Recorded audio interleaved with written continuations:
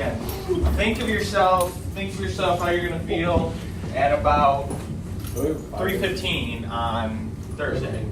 So what? Jinx. I said Thursday, as soon as you said Thursday. Jinx.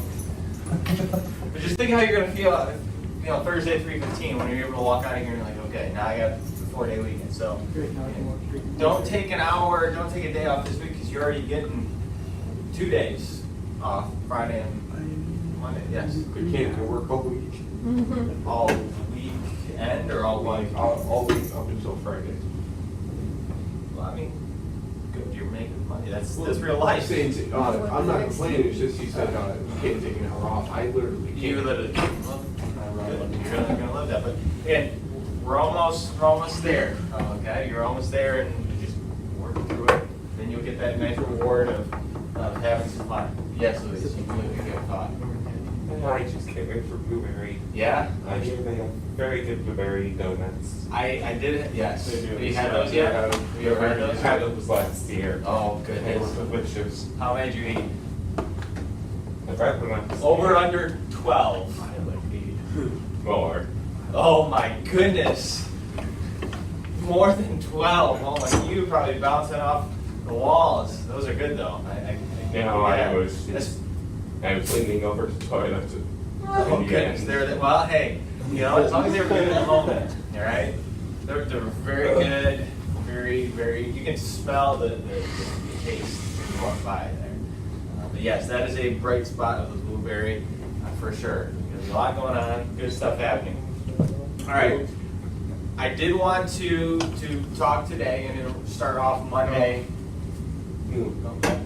I also believe that they had something called a deep fried ice cream. They deep fry everything out there. Think of everything. You can think of it, they deep fry. I don't know how it's possible, but I'm gonna try it this year. Mr. Rach, you get an award to see what blueberry? Do you get an award? You didn't get an award. You No, just- not an award. Like, do we get like candy or something? You see what blueberry? You're bringing that back. Yeah, bring that back of blueberry. You see, you I'll had a bring piece of candy. I'll give you a blueberry. One blueberry. Yeah, one. One. For every time you see me. I did run into Hunter last year. One time I forgot to silence. All right. So today I wanted to start off Monday how I think, like I mentioned last week, I want to start off every week. I want to let you know if there's any way I can help you out this week, let me know. I know we have a shortened week in terms of school, but maybe you got a job interview coming up or you got something going on. I mean, anything. I want to open that up to you guys. So whether you want to come talk to me, whether you want to email me, whatever. Just want to let you know if there's anything I can help you out with this week, I'm here to help. Okay, and if I don't have the ability to help right then and there, give me some time. I'll get back to you with an answer. I'll get back to you with how to do whatever you're asking. Okay. If you're looking at me like, why is there a microphone on? I have that so I can not only help the video, but I can also have the audio going too, in case you ever go back and listen to things to learn things. I've done that before. So it's actually going up on a podcast, so you can hear something. And that'll be something we talk about when we do our digital brand. So maybe if you're like, oh, that seems kind of cool, you could do that. It's free and easy. You can do that literally on your phone. So consider that as we get into building your digital brand. But I wanted to start this week. It's going to be, again, 50-50. Don't hold me straight to the 50-50, okay? And don't hold me to, hey, this is halfway through class. It's our time now. But I want to give first half to me and to talk about some leadership styles this week. Okay, and then the second half is going to be you and your group putting together a leadership project. Okay, because that's due Thursday. Thursday is going to be the present day, the last day of the week, where we see what you guys got. I'm excited because anytime you get a bunch of people putting together ideas, you're bound to get some interesting ones for sure, but you never know what will come of it. So I'm excited for that. Yes, Anthony. Thursday. Okay, it's on the Thursday. It's on the Google Classroom. It's on the board. It's on the weekly schedule. It's posted up there just in case you have any questions. Okay.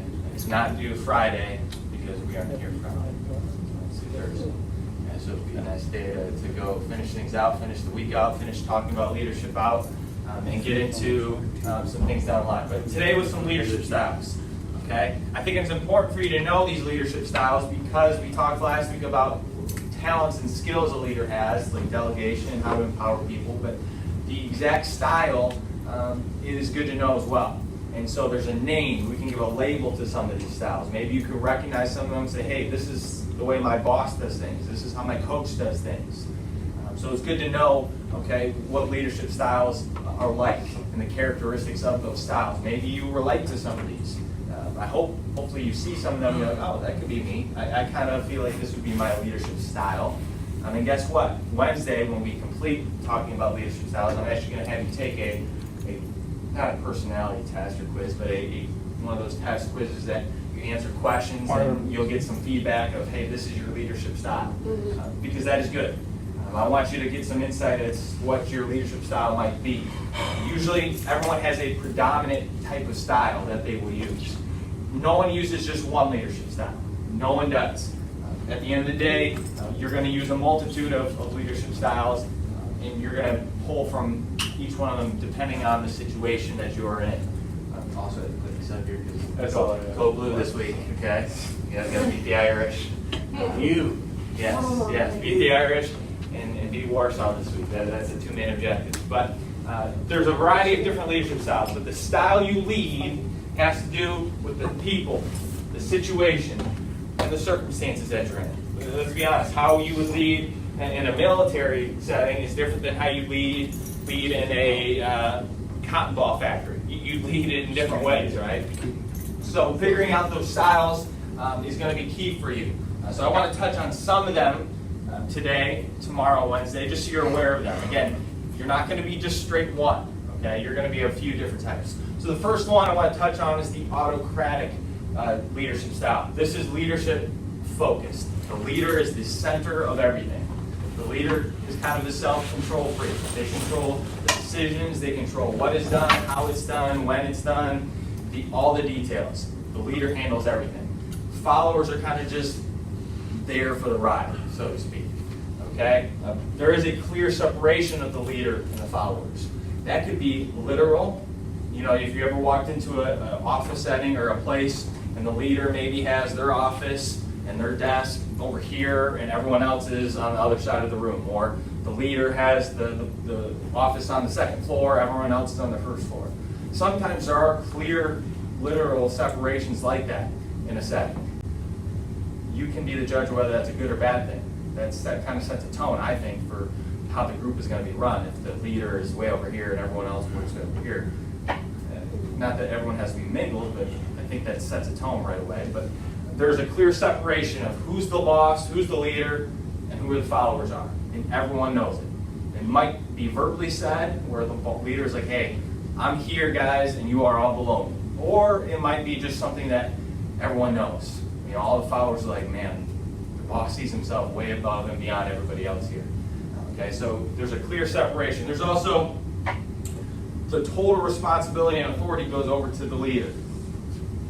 You see Kevin Spacey here, if you've seen the movie Horrible Bosses, he would be an autocratic style leader. He handles everything. He's the authoritarian. Again, whatever he says goes. And everyone understands that, but again, it takes some of the power and creativeness out of the hands of the followers, because everything is by the leader and the leader only. Okay? The leader makes the decisions usually without support in this type of style. No support. What the leader says goes. The leader really doesn't take into account what his followers might want or the ideas they might have. So imagine if I said Thursday, we're going to do your presentations about the leadership project. Hey, I'll bring in food. Let's bring in food. What do you guys want to bring? And then I was like, you know what? I'll handle it. I'll surprise you guys Thursday, and I'll just bring stuff in. The autocratic leader would do that. They handle everything. They don't listen to what other people might have to say. Okay, that's just not the style they're going to go with. They're not very flexible to work with either. They are very rigid. They are very structured. The rules are the rules. And that's the bottom line with an autocratic leader. They don't see anything. They don't go outside the lines. It's black or white. And again, that could be a good thing in some situations. That could also be a very negative thing when the boss and leader is so structured that they lose sight of what's really happening with their followers. Okay, so maybe you know a leader like that who's one-way street thinking. Okay, they are, I think, good in some places though. An autocratic leadership style is good when you have a group, a smaller group usually, of people who are very undisciplined. They are very maybe immature. They aren't skilled. You know, if you walk into a group and they're bouncing off the walls and they can't, keep their things together, well, then you need an autocratic leader who's just going to say, this is the way things are going to be run, this is how I'm going to do things, you must follow me. That's a good thing then, because you can't let the followers kind of rule the area, so to speak. You can't let them do whatever they want if they can't control themselves. So then you need someone who's sort of a disciplinarian and who's going to keep structure. It's also good for places like a construction site, a construction crew, or a factory, where the leader just says, hey, you're the guy who does the electrical wiring, that's your job, do it. Or, hey, you're the person who does this part for the window of the car, that is your sole job, I'm going to lead you and tell you what you need to do, when you need to do it, how many you need to make by the end of the day. Those situations usually are okay with an autocratic leadership style, because the followers just have to do their job. That's what they're there to do. They're not there to really contribute. The electrical guy isn't going to contribute to the plumbing guy. The plumbing guy isn't going to get into what the people doing the cement foundation is doing. They're all separate in a way. So the leader is just the coordinator. They take over everything. And it can also be good when the leaders, the followers aren't very good at what they do yet. If they aren't skilled enough, then you need an autocratic leader who's going to tell them how to do it and give them the education of what needs to happen. The negatives of it, though, there is zero creativity. I think you can get that. When an autocratic leader says, this is how we're going to do things, this is what you need to do, and I'm making the final decisions, there's zero creativity in that group because, again, there's no insight from other people. With everyone in this room, we could come up with some really cool ideas that I wouldn't have thought of, that Luis wouldn't have thought of, that Anthony wouldn't have thought of, because we all combine our ideas and thoughts, and we could come up with things that were very intuitive and ingenuitive. So it limits the creativity, and it limits sometimes the followers, because they feel diminished. They feel like they're just part of the system. They don't feel like they're involved in anything. Another leadership style, it's a very popular one, is the democratic leadership style. Okay, George Washington, there's the founder of it, really. The Mayo Clinic, they run their offices, their business, and their organization like a democratic leadership style would be, where they contribute, they use the people who work for them, and they use the leaders in collaboration to get things done. Okay, so the followers are part of the decision making. They feel engaged in this type of leadership style, which is good, because they feel a part of what the company, what the group, what the team effort is going to be, and that makes them work harder. It really does. So the leader still has the final decision. Okay, just like our government is democratic, the democracy system. The leader still has the final decision, but it takes into account what the followers, what the people below them are thinking. It doesn't just make a decision without considering other people's thoughts and ideas. Okay? They're also good at delegating authority. The democratic leadership style doesn't handle everything him or herself. They are willing to delegate, and that's why I went over that last week, because I thought that was very big. There's also a communication streak, both ways. The leader can talk to the followers can talk right back to the leaders. There's an open communication system, which is good. Because if you have a closed loop with communication in an organization or team, you're going to have a wall somewhere where things just start hitting each other and you have friction. So you need to have an open communication system, and that's what a democratic leadership style has, which can be good. It also has some positive characteristics, and I wanted to try to label some of these with some good words. So fair. I think a democratic leadership style is fair because then you have the leader who considers him or her views and her opinions, and then also considers the followers and what they're thinking, and then works to find the best solution, usually. So it's usually a fair system. It's not just one person saying, this is how I'm going to do things. It also is very creative and intelligent. Again, going back to the fact, if I bring all of your ideas together, we're going to find something that's really creative and really outstanding. If I consider even if I only consider half the room, I'm limiting you guys over here from being creative and inputting things into our talk. So the democratic leadership allows everyone to kind of have a say-so. Again, allows the group, the team effort to be more creative. It's also very honest, again, because of that communication loop, that open communication loop. There's not too much that goes back and forth without, because because there's no lying really involved. There can't be deceit because it's very open and everyone's held accountable. The leader's held accountable by the followers who are listening and responding, and then the followers are being held accountable because the leader is talking to them, and everyone knows everything. There's nothing that's closed off or kept secret usually, okay, for the most part. And then it's competent.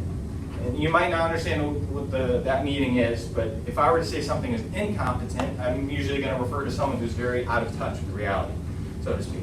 You know, if I say, hey, so-and-so is really incompetent right now. They really don't get what's going on. They don't have any clue to what's going on around them, how the people are feeling around them. That is someone who is incompetent. So a democratic leadership style is very competent because they're aware of what their followers are wanting, what they're thinking. They can stay engaged with them. The negatives of this type of leadership style, though, is if you have people below you as a leader who don't get it, first off, who aren't very smart in the area that you're in. I mean, let's say you're a leader of a car organization dealing with car parts and manufacturers. If you're trying to be a leader of that group and the people below you have no idea really what's expected or don't have knowledge of cars and all those things, it's not going to be very good if you rely on them to be creative. But if the people below you are good and smart, well, now we can go back and forth. But it hurts you if they aren't very smart. It also hurts if they're not skilled. Again, if you're going to work with them to help you out and everyone's a team here and they aren't skilled, that hurts you as a leader. So that's where you maybe have to be an autocratic leader and you say, hey, this is how we're going to do things. I'm going to teach you what to do. I'm going to tell you how to do it. You're not going to really have a say-so because you aren't skilled enough yet to do it on your own. That's where some of those leadership styles come into play. But this is overall a very popular leadership style, for sure. It's used by a lot of groups, organizations, even countries. Again, our country is a democratic leadership style. The strategic leadership style. Everything the leader does is about thinking, acting, and influencing the followers to go in the right way for success.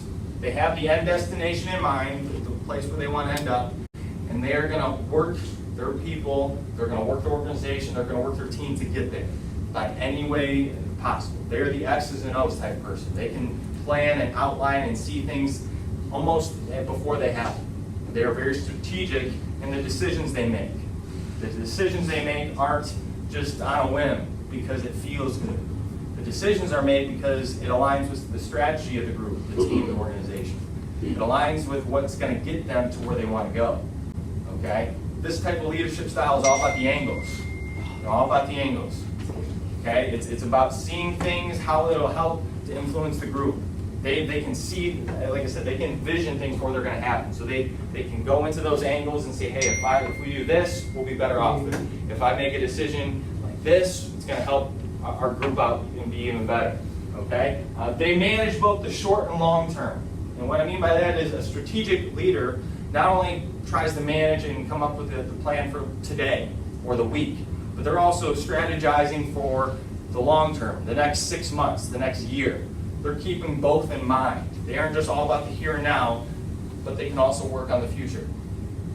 All about the strategy. How do we manipulate things? How do I decide things to make us be better in the long run? Okay? Again, very popular this one. I'm sorry. I say. But they look to relate to others, though. Because they're influencers, they look to relate to other people. Because they want to make sure they can influence them to get them overall where we need to go. So if people are lacking here or slacking off, hey, how do I influence them? How do I get in touch with them to make sure I push them in the right direction? They're very good usually at being social, with their social skills and people skills, because they have that influencing power. Group chats are the worst. Football. So they're excellent with their social skills and working with people, because strategizing has to involve the people that you're working with. So how do I get them to be better? I gotta be good with my people skills. They're also very self-aware. We're going to talk about that because that is a very good skill you need. You need to be self-aware in life. And so they are very self-aware people because they're aware of what's happening. They're aware of the direction they're moving in.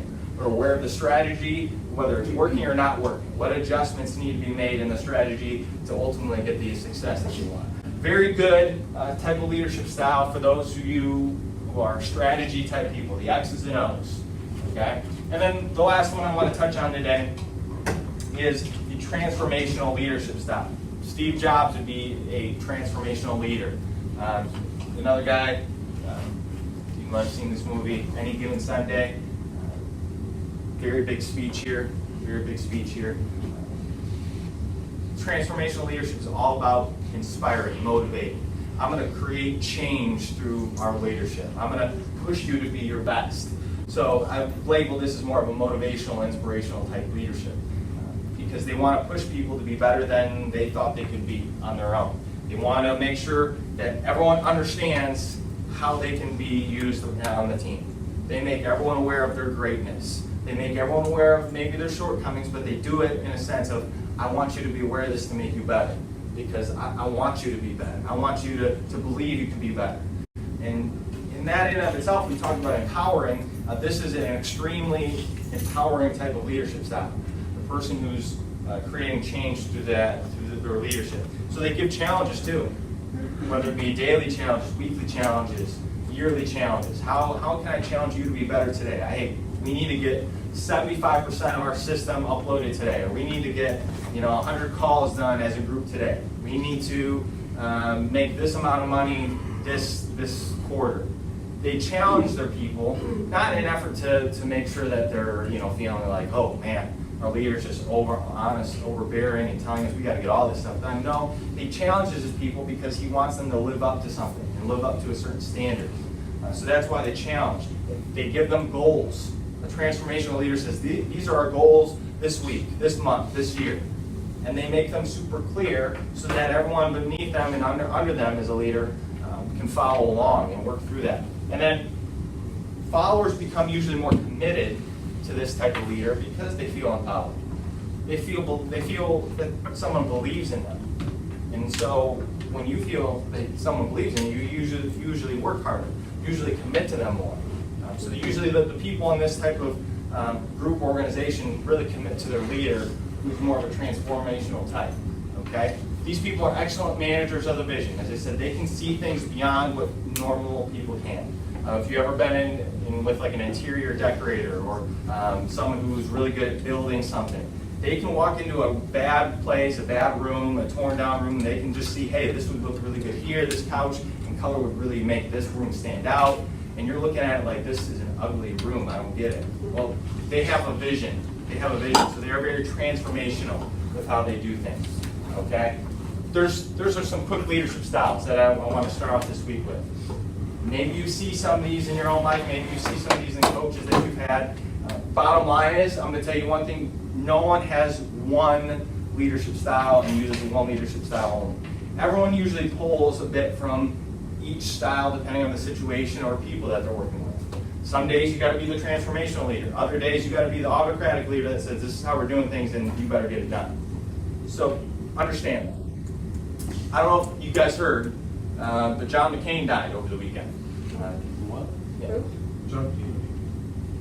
It was on Every news. I mean, 81 years old. biggest thing on Twitter. Yeah, he died over the weekend.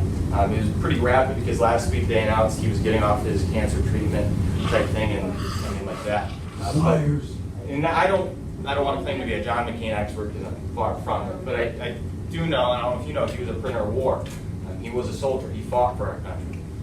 And so he wasn't just someone who was a politician being a politician. Like, he literally was over fighting and everything. And he was a prisoner of war for a long period of time. And they said he was tortured so much that he's still been to like the day he died. Obviously, he couldn't lift his arms like up beyond his shoulder. Like he literally could not lift his arms up because of the torture he sustained while he was a prisoner of war. And one story stood out to me over this weekend, and I really want to share it with you. He was, like I said, a prisoner of war, and he had a rich family tradition in the military. I guess his dad was in the military, but his grandfather maybe was as well. And so he was in a long line of military personnel. And so when they were releasing people and prisoners from the camp, he had the opportunity to be released.